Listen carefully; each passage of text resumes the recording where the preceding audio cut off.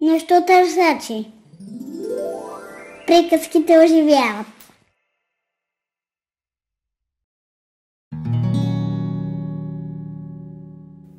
Малечка палечка се родила от едно цвете.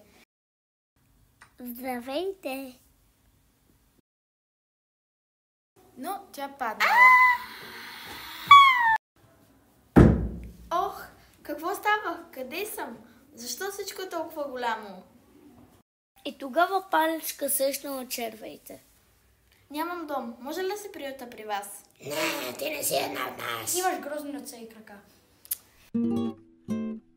Палечка тръгнала да търси нов дом. Здравейте, мога ли да се приюта при вас? Не, къде отивате? Палечка отново тръгнала и паднала в блато. Помощ, ще се удавя! О, благодаря ви, рибки.